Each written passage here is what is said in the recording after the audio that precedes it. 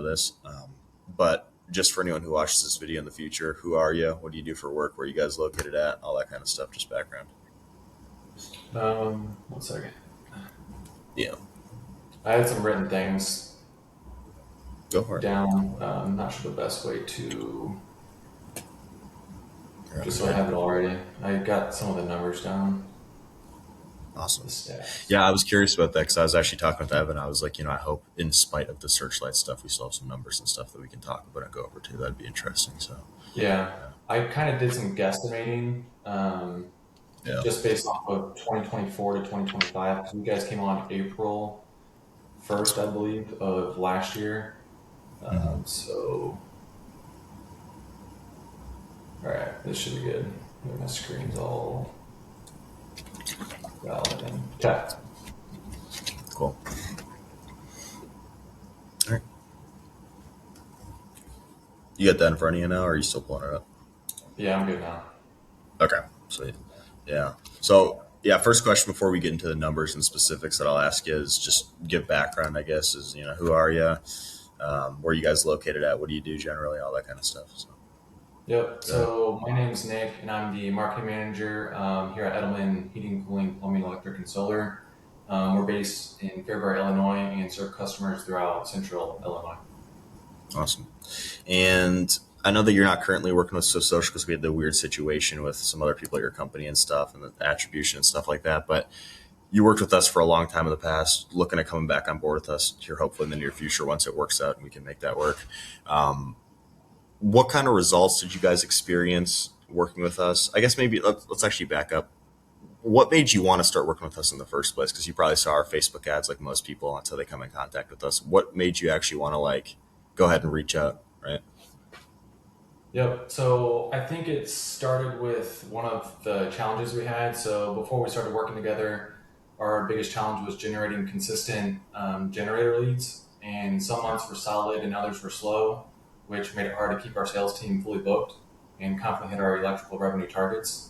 So we needed a more predictable and scalable way to grow that side of the business. So when I saw the Facebook ads that you guys were advertising, it caught my eye, and then I just reached out from there. But it mainly stemmed from that problem of not having consistent lead flow. Consistent lead flow. And what were you guys doing to get generator leads specifically before you started working with us doing the Facebook ads? Before we started, generator sales were, well, oh, I see. What was this question? Yeah, so before partnering with you guys, we relied mostly on direct mail and organic social media posts. Those efforts would occasionally generate interest, but they didn't create a steady or predictable flow of generator leads. Once we launched this system, everything changed. We averaged around 30 generator leads per week, and it gave our team consistency which we were missing at that time. Awesome.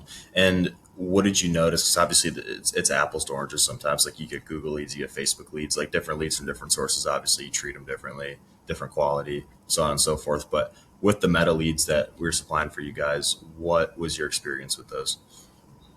I'd say generally they were higher quality leads in general.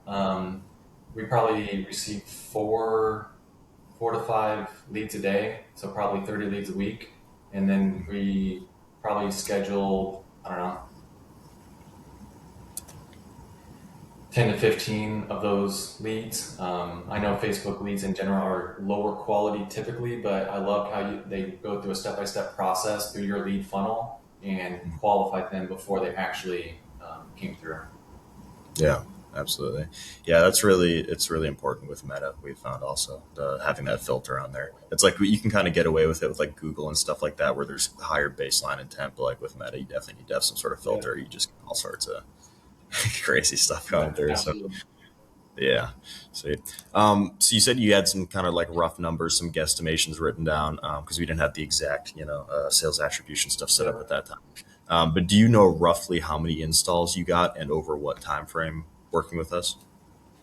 So I can't speak to the actual number of installs. I can speak to from 2024 to 2025, we increased our revenue by approximately $500,000. So Wow, that's that's what I fantastic. was And able was to. that Yeah, and was that majority of that was the generator side of the company that you previously Yeah, that was hadn't only pushed it generators. on? Only generators. Okay, so an Yeah. additional 500,000. And were we working with each other for that entire year span? Like, was that 12 consecutive months, or that was kind of broken up, right? Because we had some of that. That's So when I ran the report from April, from when you guys started to December 31st, that was the four. That was the additional 500,000. I didn't include January through April mhm. numbers. Gotcha. Okay. Yeah, so that's pretty substantial. That's pretty great. Yeah. Fantastic. Okay, sweet.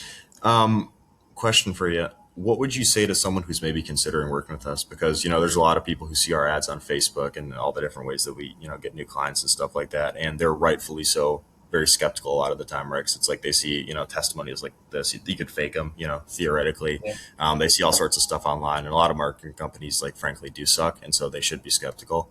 What would you Yeah. say maybe to somebody who's considering working with us, but they're just on the fence and they're rightfully skeptical? Yep. So I was skeptical at first too, but I'd say if you're serious about growing your generator sales, the system does work. We tried other marketing efforts that produced occasional results, but nothing delivered consistent qualified leads like this. The return has been clear for us, both in revenue growth and in keeping our sales team booked. So if you want predictable generator leads, instead of guessing each month, this is a smart investment. Fantastic. I appreciate it. And then final question for you, Nick, before I let you go.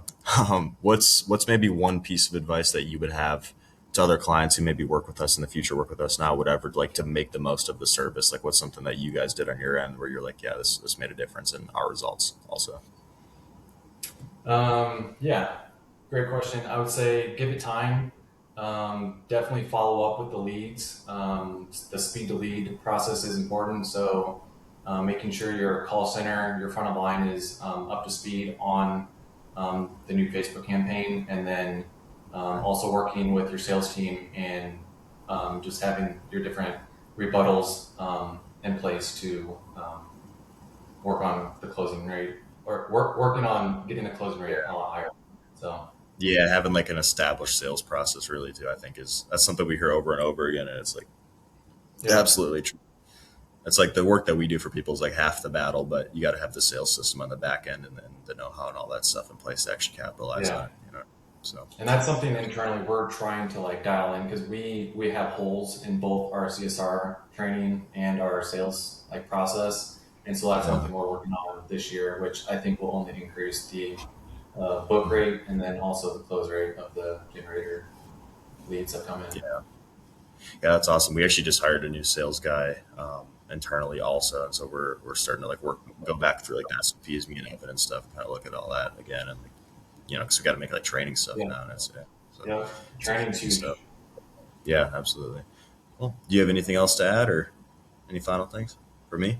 No, I mean, overall, it's been a great experience. I really appreciated the simplicity and speed of like your onboarding process, and then I also appreciated just having a direct account manager, Kaden, that we've worked with that I could text directly if any issues came up.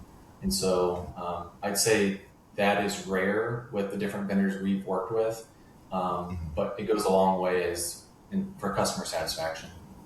So, Yeah, absolutely. I appreciate you mentioning that too, because that's been really something that we've been trying to double down on. Like that's a big thing in 2026 that I wanted to push is like the customer service aspect of it. You probably noticed that recently too, more so with like Evan and his like role in the company going up and our more emphasis on client success.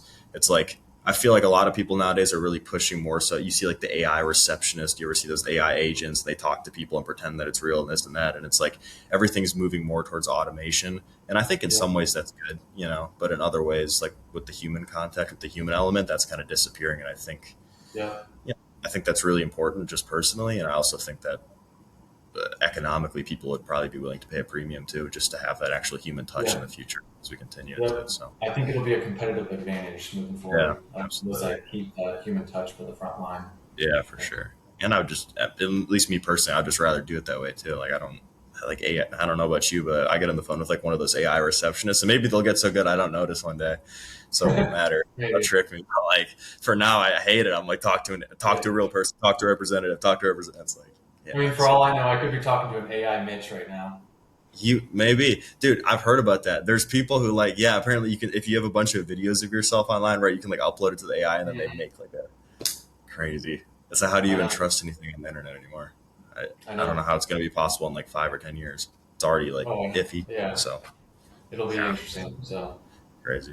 All right, Nick, I'll let you go. But hey, I appreciate your time. I know cool. you're busy and stuff. I hope if anything changes with with the searchlight stuff, just keep talking to Evan. Yeah, I'm sure he'll keep going Okay. back and forth. And I'd love to work something out if we can help you guys out again and Yeah. get back. Sweet. Sounds good. We'll do. All right. Thanks, Cool. Mitch. Thanks, Nick. Have a good one. Bye. Yep.